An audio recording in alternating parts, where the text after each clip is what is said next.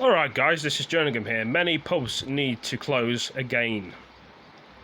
Schools to reopen, and warns the UK's significant advisory. BBC News. Let's see what's going on here then.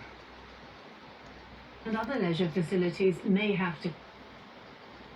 Two of the government's scientific advisors have each warned that pubs and other leisure facilities may have to close once schools reopen in England next month to prevent a sharp rise in coronavirus cases. The experts say a possible trade-off may be needed so pupils can return to the classroom. The warnings were made as parts of the north of England are experiencing those tougher lockdown measures after a rise in the number of COVID-19 cases there. With more, our science correspondent Victoria Gill.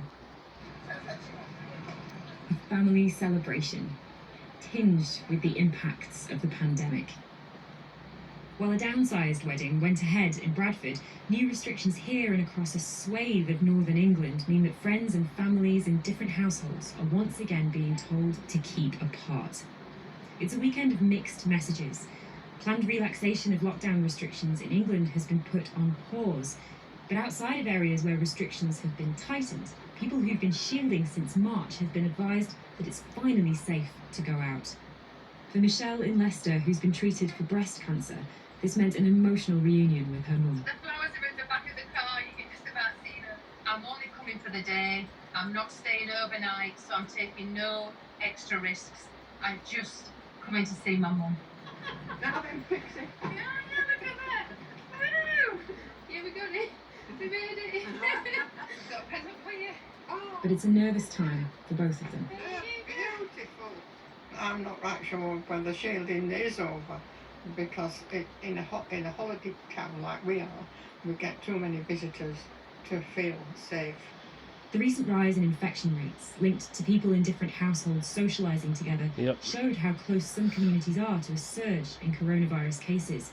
While new restrictions in some areas are intended to pull them back from that tipping point, two of the government's scientific advisors, speaking to the BBC in an independent capacity, said that to fulfil the ambition to reopen schools, pubs and restaurants may once again have to close. Closing some of the other networks, some of the other activities may well be required to enable us to open schools, and it soon might come down to a question about which do you trade off against each other, and then that's a matter of prioritising. Do we think that pubs are more important than schools? So what do you envisage will have to happen with restrictions later in the year? We'll probably start to see a second wave. We'll also see the usual seasonal influenza starting. I think some hard decisions will be made about what restrictions need to be reintroduced, and whether that's potentially the pubs and the hospitality sector taking a hit in preference to education will be a political decision. Until there's a vaccine, even on the most special of occasions, this balancing act will have to continue, trying to keep life going while keeping the virus at bay. Victoria Gill, BBC News. Companies across the UK must now contribute to the job retention scheme, which was introduced, of course, at the start of the pandemic. Until now, some workers have received up to 80% of their pay from the government under the furlough plan, but some businesses who've seen their reopening plans postponed by the government say they won't be able to pay their workers. Vivian Nunes reports. Beauty salons open, but not as business owners had hoped. My team is just in shock. I don't even know what to tell them. Today, beauticians were due to start offering facial treatments, but yesterday the government changed its mind and put the brakes on lockdown measures easing. Now this salon has an appointment book full of cancellations. 80% of our business is to do with face. We're renowned for our facials. Eyelash extensions, we can't do that. The future also looks uncertain for nightclubs. Normally in summer, Fabric, one of London's most famous venues, would be heaving. Instead, the sound systems here have been silent for the past 4 months. The bar staff, floor staff, cloakroom, cleaners, they've all now lost their jobs. Now another worry. From today, employers must start paying national insurance and pension contributions for their furloughed staff. Ahead of the change, Fabric laid off 50 workers. The freelancers have already lost their income. There's been a wave of redundancies already. There's a possibility that we may have to make further redundancies. So there's a real risk of everyone losing their job, frankly. From September, employers will need to pay 10% of their staff's wages while they remain on the furlough scheme.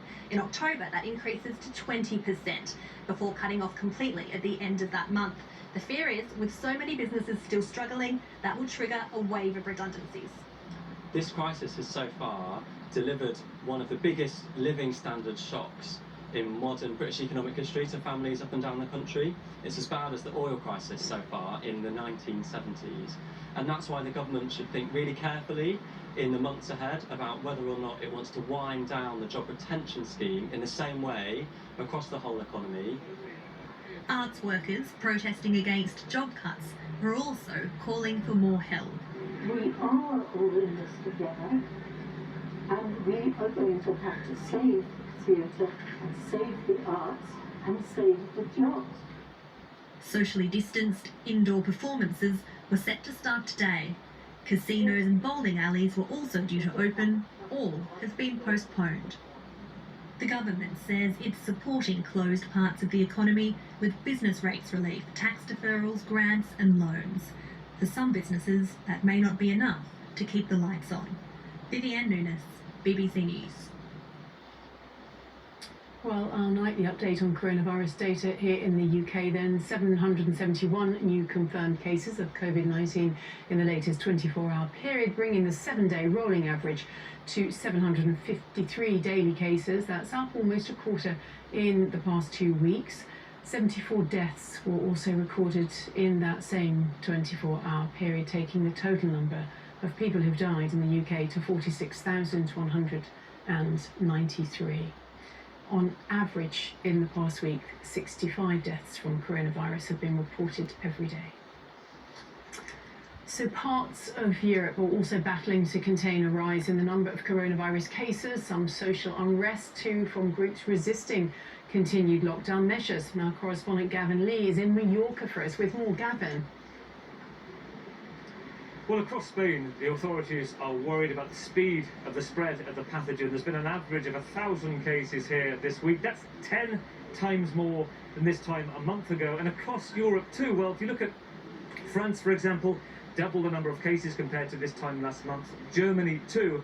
And also, if you look at the likes of Italy, better news there because they have had a slight increase, but Belgium, 5 times the number of cases compared to a month ago. In Germany, as of next week, they are going to make it mandatory for travellers coming back from areas of high risk to have a COVID test. Now that includes in Europe, parts of Spain, in Luxembourg too, but for the moment, not for the UK. Now here in Mallorca, there have been fewer cases, around 27 COVID cases a day, but it's been the first confirmed case of tourists being put in isolation since the lockdown was eased. There's one person out of a party of 10 currently close by here in Palma and now in isolation in a hotel. It is a worry, but no big concern at the moment and reason for alarm. Well, who really knows what's really going to be going on in this world? Crazy at the minute. Hopefully get better soon. Thank you for joining this video. See you next one. Peace.